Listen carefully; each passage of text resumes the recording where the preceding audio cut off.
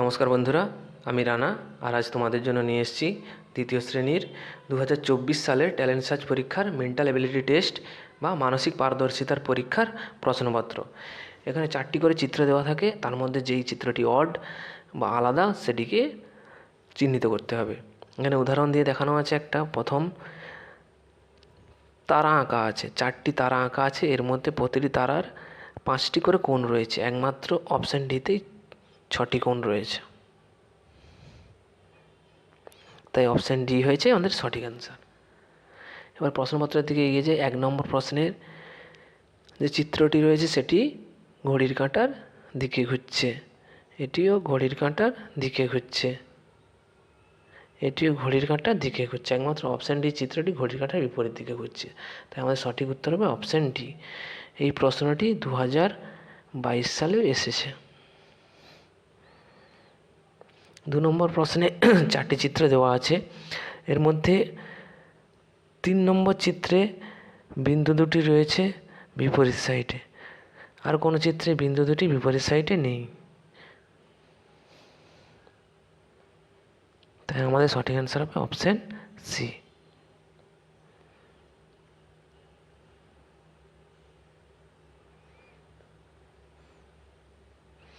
3 নম্বর প্রশ্নে কলসির চিত্র দেওয়া আছে, প্রতিটি চিত্রটি কলসি বাঁকাভাবে রয়েছে, এটাতেও বাঁকাভাবে রয়েছে, এটাতেও বাঁকাভাবে রয়েছে, একমাত্র অপশান এতে কলসিটি সোজাভাবে রয়েছে, অনুভূমিক, তাই অপশান এ হবে আমাদের সঠিক অ্যান্সার।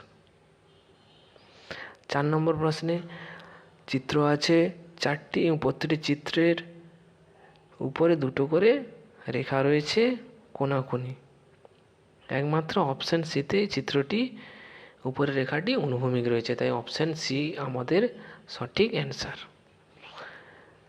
4 নম্বর প্রশ্নে হকি স্টিকের চিত্র দেওয়া আছে, হকি স্টিকের চিত্রগুলো আমরা এঁকে দেখলে এটি ঘড়ির কাঁটার দিকে ঘুরছে, এটি ঘড়ির কাঁটার দিকে ঘুরছে, এটিও ঘড়ির কাঁটার দিকে ঘুরছে, একমাত্র এই অপশানটি ঘড়ির কাঁটার বিপরীত দিকে ঘুরছে, তাই অপশান বি হবে আমাদের সঠিক অ্যান্সার। 6 নম্বর প্রশ্নে বল দেওয়া আছে 3টে করে এবং প্রত্যেকটি বলের অর্ধেক কালো এবং অর্ধেক সাদা। এই চিত্রটি দেখলে উপর দিকে 2টো কালো আছে এবং মাঝখানে চিত্রে নিচের দিকে কালো রয়েছে। এই চিত্রটি উপর নিচের দিকে 2টো কালো রয়েছে, মাঝখানে চিত্রটি উপর দিকে কালো রয়েছে।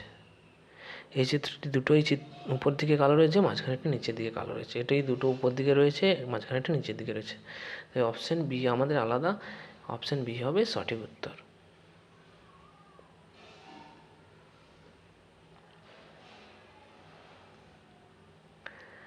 7 নম্বর প্রশ্নে